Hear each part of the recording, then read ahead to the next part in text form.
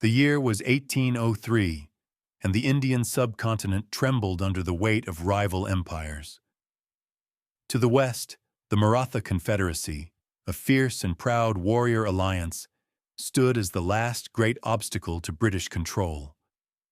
To the east, the British East India Company pushed ever deeper, hungry for power, wealth, and dominion.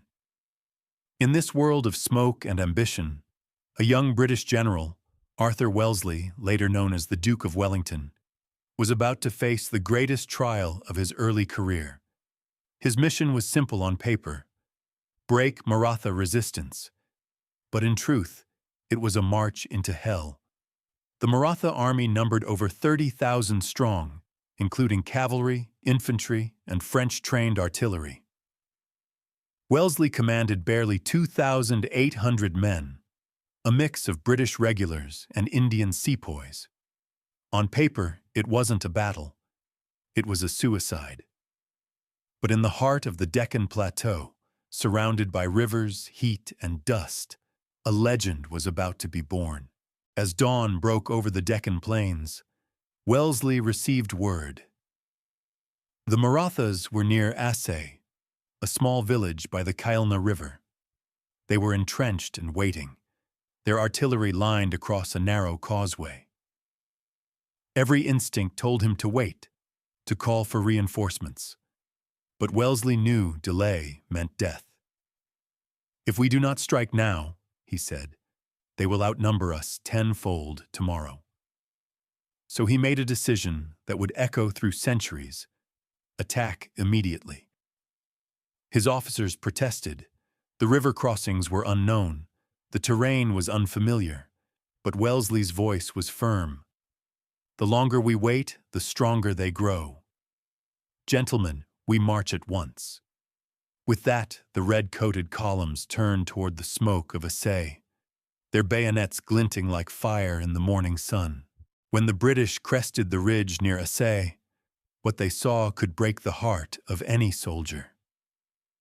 Across the river, an army stretched from horizon to horizon, infantry battalions in endless ranks, cavalry swarming like ants, and hundreds of artillery guns pointed directly at them.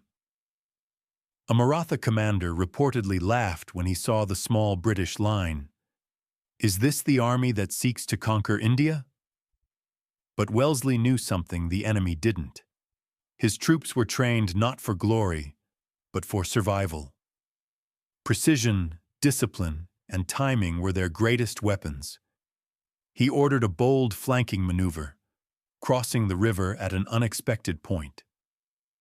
The Maratha cannons thundered, but the British pressed on, water splashing with every shot. When they reached the far bank, soaked and bloodied, they formed up in perfect line, and the battle began. The first cannon roar shattered the silence of the plains. Maratha guns unleashed a storm of iron, tearing through the British lines. Men fell by the dozens, but not a single formation broke. Wellesley rode through the smoke, shouting orders above the thunder. "Hold your ground! Advance!" And they did. Step by step, the thin red line marched forward under a sky black with smoke. The Marathas fired again and again, but the British closed the distance, their muskets now within range. Then came the order that changed everything. "Fix bayonets!" With a cry that pierced the chaos, 2,800 men charged into 30,000. The air was filled with fire, steel, and screams. The British broke through the first line, capturing the Maratha guns, and turned them back on their own enemy. For the first time, the Marathas hesitated. By midday, the battlefield was a storm of chaos. The Marathas counterattacked with massive cavalry waves, trying to crush Wellesley's flank. But the young general had planned for this. He ordered his men to form squares, unbreakable walls of steel and discipline. Cavalry charged again and again, horses impaled on bayonets, riders thrown into the dust. But the British line held firm. Then, in the smoke, a lucky cannonball tore through Wellesley's horse, throwing him to the ground. His aides rushed to him, terrified he was dead. But the general rose, bloodied and furious. "By God, we'll finish this!" He took another horse and rode straight back into battle. That moment broke the doubt in every man's heart. What followed was not just courage. It was defiance of fate itself. By late afternoon, the once mighty Maratha army began to break. Their guns were silent, captured or destroyed. Their cavalry scattered into the plains. Everywhere, smoke and death filled the air. Wellesley's men, exhausted and bleeding, held the field.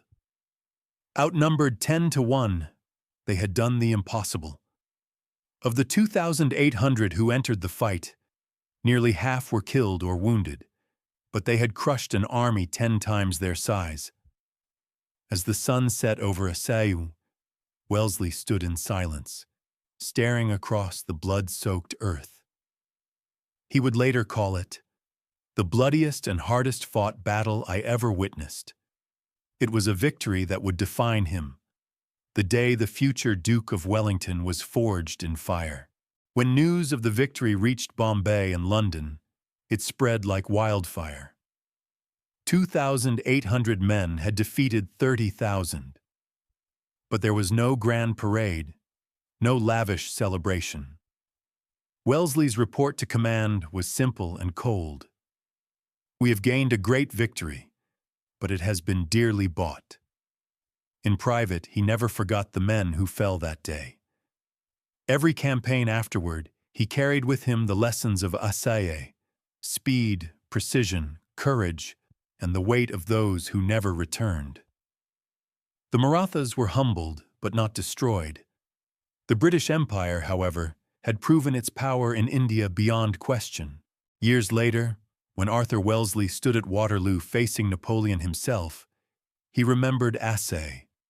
He remembered how courage could defy mathematics, how 2,800 could defeat 30,000, and how war is won not by numbers, but by discipline and will.